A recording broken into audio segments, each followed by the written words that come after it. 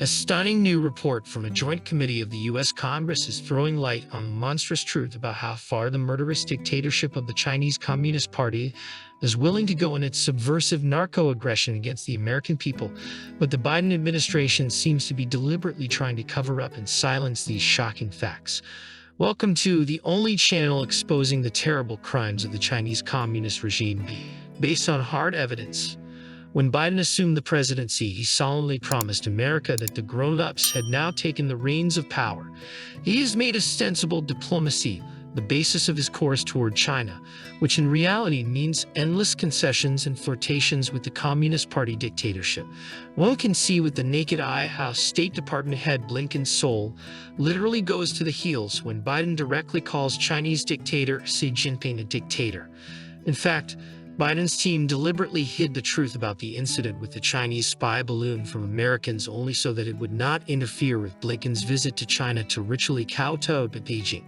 But apparently it is possible to make some concessions to a criminal authoritarian regime from time to time when it comes to something supposedly higher and more important. For example, the ongoing deadly fentanyl crisis. On average, more than 200 Americans die from overdoses of this synthetic opioid every day, and it is from China that the lion's share of fentanyl itself, as well as the precursors for its production, comes. This bloody drug trade has been going on for a very long time. Obama raised this issue with Xi Jinping when he was president. Trump did the same, and now here comes Biden. Last year, Biden even lifted some of the sanctions on China in exchange for a formal promise from Beijing to supposedly help curb fentanyl trafficking. But hey, by gum, it's not all bad since the Chinese seem to be trying. In 2022, the Biden administration released a report on synthetic opioid smuggling. Work on it was originally initiated back in late 2019 under President Trump, but in the end, the staffing of the team and the text of the report itself was entirely overseen by Biden officials. The document claimed that China had allegedly taken certain steps to curb fentanyl production. The problem, however, is that China is the only country in the world where fentanyl is officially used, including for legal medical purposes.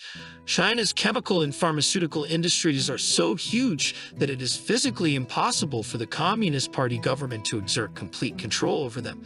The real threat is posed by the clandestine illegal producers who are directly linked to ruthless drug cartels. That is why Washington argues it is necessary to cooperate with Beijing in the fight against fentanyl. However, there is one serious but. It turns out that the said Biden administration report was either an outright lie or, at best, a naively idealistic interpretation of reality, because the new report, prepared not by biased officials but by the objective U.S. Congress, irrefutably proves that the production and large-scale export of deadly fentanyl in China is directly supervised, subsidized, and encouraged by the top leadership of the Communist Party. So, was the Biden administration deliberately trying to cover up these heinous facts of drug aggression by Beijing? In the same way they tried to hide the truth about the Chinese spy balloon.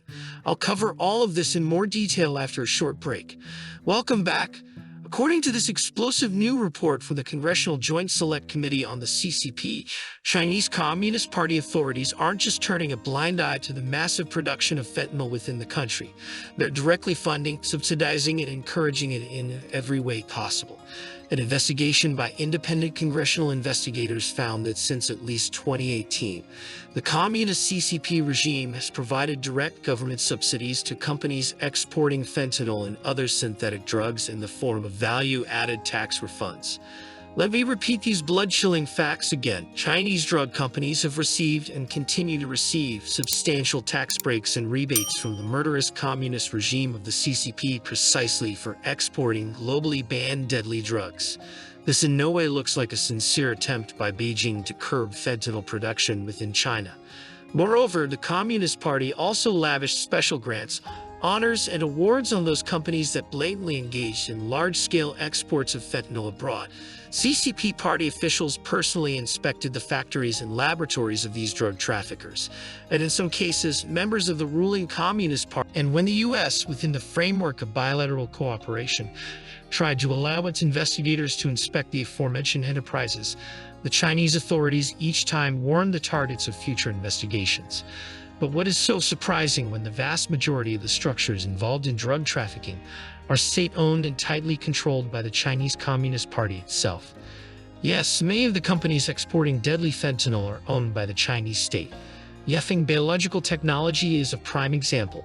This nefarious structure brazenly boasted of its 10 years of criminal experience in the drug trade and guaranteed reliable packaging of the poison for unimpeded passage through the customs of any country. And yet, Yefeng belonged to the CCP labor camp, the same repressive penitentiary that tortures, torments, and kills prisoners of conscience among the followers of Falun Gong's spiritual practice. Let us once again feel the cynicism of this situation. The CCP dictatorship state prison, where innocent people are being held under torture, was simultaneously running a lucrative business of exporting drugs that kill Americans. Think about that for a minute. And this is just one clear example that confirms the extensive evidence base that was already available that Chinese criminal triads and laundering offices associated with drug cartels and fentanyl shipments had the most direct corrupt ties to the top leadership of the Chinese Communist Party.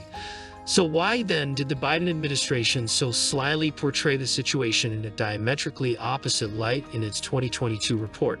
Were they so desperate to cling to the illusion of dialogue and a supposed constructive working relationship with the criminal regime in Beijing that they decided to simply ignore and hide the nightmarish truth from the people?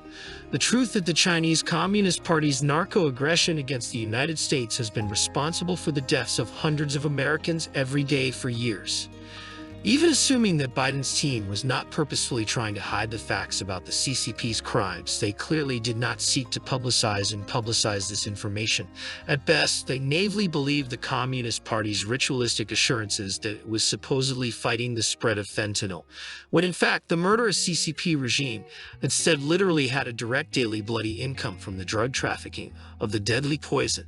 I know it's hard to believe that a smiling, handshaking man is actually secretly weaving a conspiracy to murder your countrymen.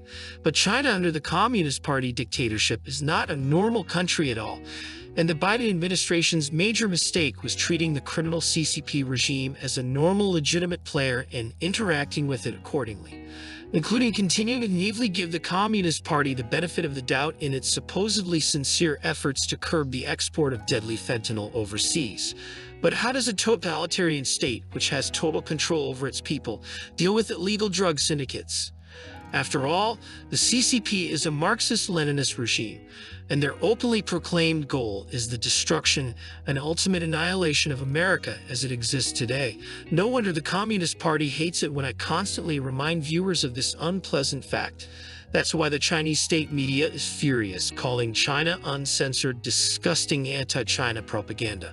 But those communist bosses in Beijing haven't seen anything yet. I'll just lightly hint that I have a really big expose about the CCP's crimes in the pipeline that I'm sure will sweep away all the ratings. But let me also comment briefly on one important detail related to today's topic. After all, some of you may ask, why did the Biden administration agree to lift sanctions on China in exchange for empty promises of cooperation in the fight against fentanyl, even though it soon became clear that Beijing itself was the mastermind behind this monstrous drug trafficking? Many analysts agree that this decision was dictated by the Biden team's extremely naive and counterproductive illusions that there is some diplomatic way to come to an agreement with the bloody communist dictatorial regime of the CCP. They say that if they make concessions to Beijing in some areas, the Chinese will reciprocate with similar gestures in other areas in the spirit of the classic dimple-dimple ritual. But as we can see, these expectations were in vain, because from the very beginning the CPC has been set up for a direct, hard confrontation with the United States and acts exclusively from a position of strength. Its leadership soberly assesses any concession. Beijing is determined not to give up such a lucrative and effective tool of hybrid warfare against America as pumping synthetic drugs like fentanyl into the country, destroying the population of a potential geopolitical adversary from within through the targeted spread of a drug addiction epidemic is a classic strategy of subversion by intelligence agencies. The CCP has already successfully tried similar methods during the Opium Wars in the 19th century against China, and now it has decided to repeat the technique against the United States. So Biden's team made a strategic mistake by underestimating the brutality and uncompromising intentions of the party bosses in Beijing. Hopefully, after this revealing report comes out, her approach to dialogue with the CCP will finally be revised in a much tougher and more realistic way. That's why it's so important, friends, that as many Americans as possible learn the real truth about the Chinese Communist Party's crimes against our nation. Only then can we develop an effective strategy to counter this bloody threat. So put your likes, subscribe to the channel, and support us. Together we are able to stop the Red Terror of Beijing. See you soon.